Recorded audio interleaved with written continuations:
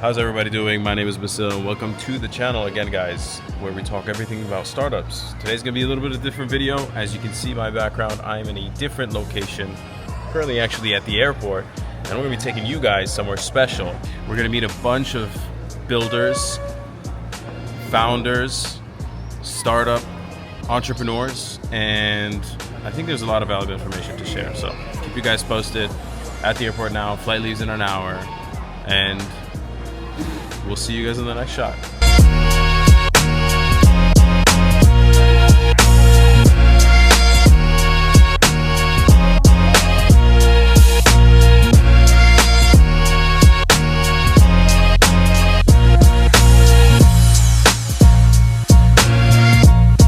All right, so we've made it to the room, guys, and I have zero idea about what to expect here in Sri Lanka, but the former guys have hooked up this hotel. I mean, look at this.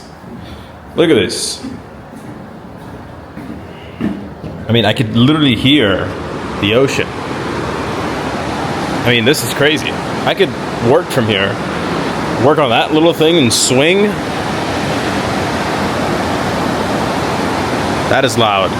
That is lovely. Ooh. So I'm gonna nod off for the night. It's like 12 in the evening. And yeah, we'll just catch you guys tomorrow then. And we'll see what everybody's doing. All right, so I'm gonna be doing a walkthrough of the event space today here at Forma. This is one of the main places that most of the meetups are happening. It's called Coast 67, so let's start.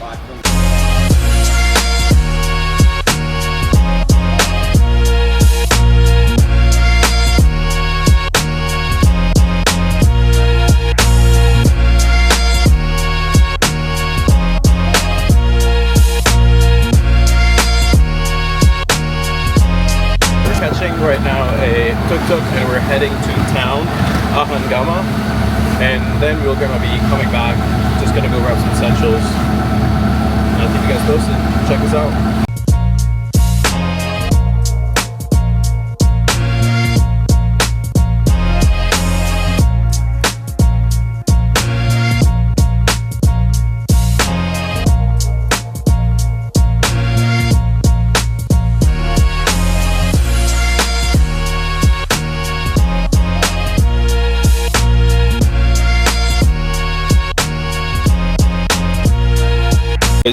I'm gonna take Farhaj here outside because I'm gonna propose to him at the end of this little thing here. But Farhaj here is one of the founders, starters of Forma today.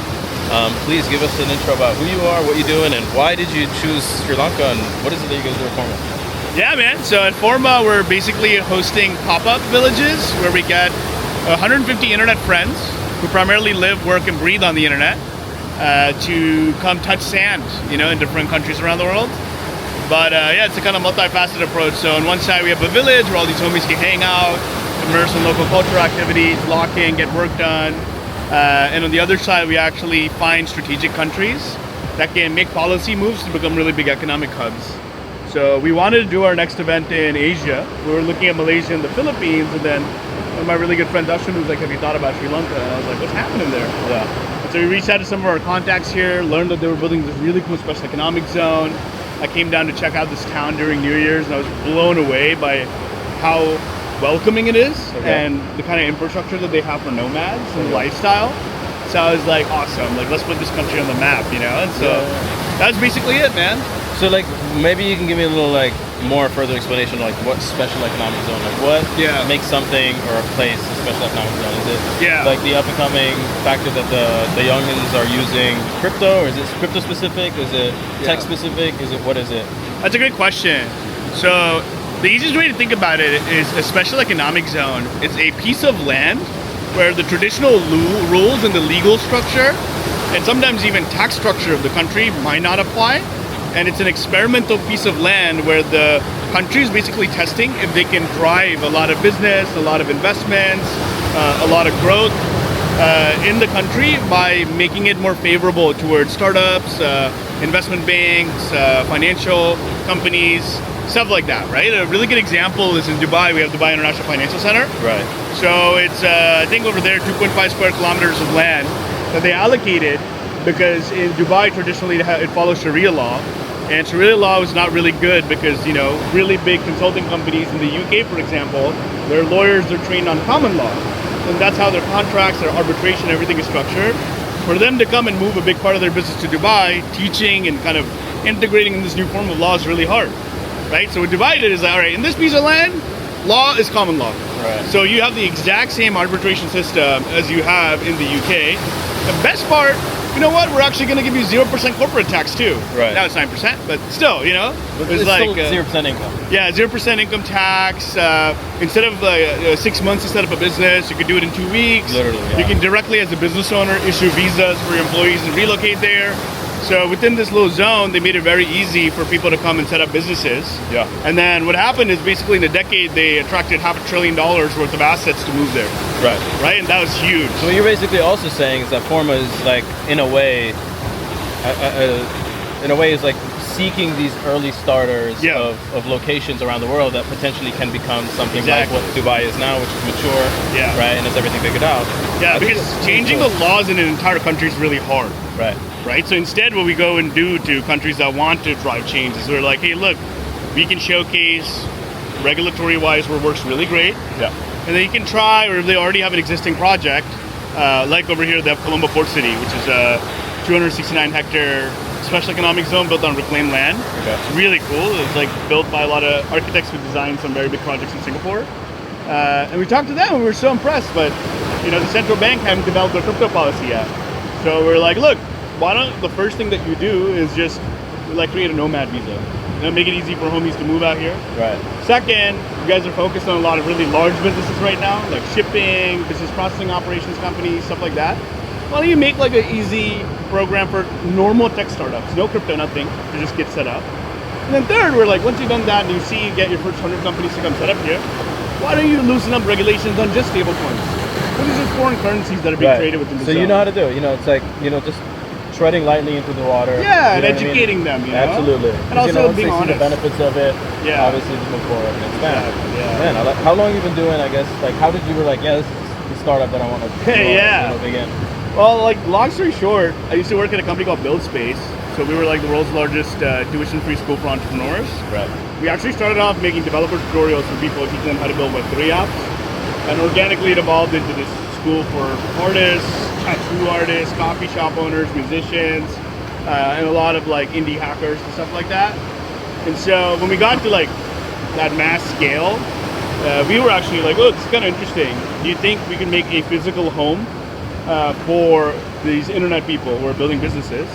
So the first one we built was in SF, and then we had like, you know, almost 100 people a year come do a residency there and pause their life to work on their project full time. Yeah. A lot of them became very successful. Yeah.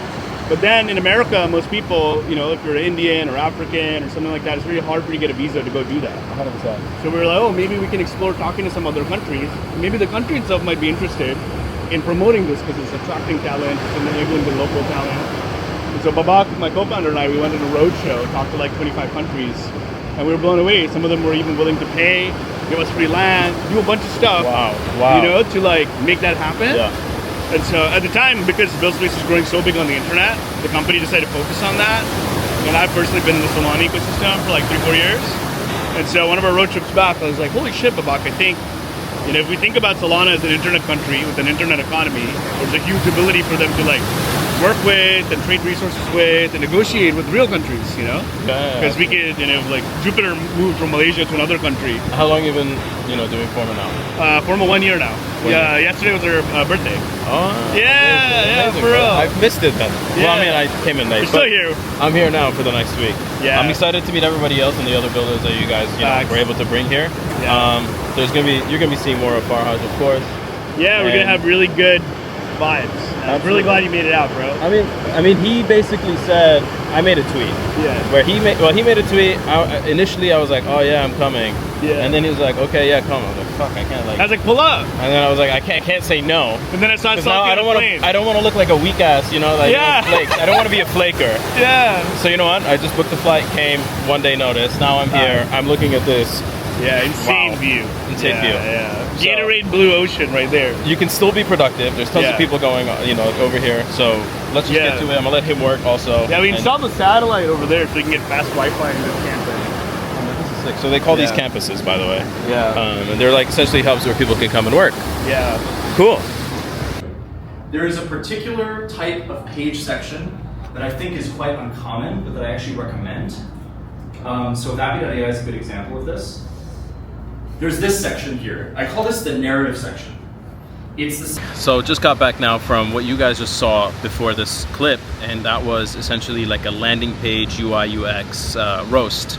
And so people were sharing their startup landing page, and these UI UX experts were, you know, giving feedback on the product itself, on the messaging, and sheesh, there's so much knowledge that they were giving, so much alpha.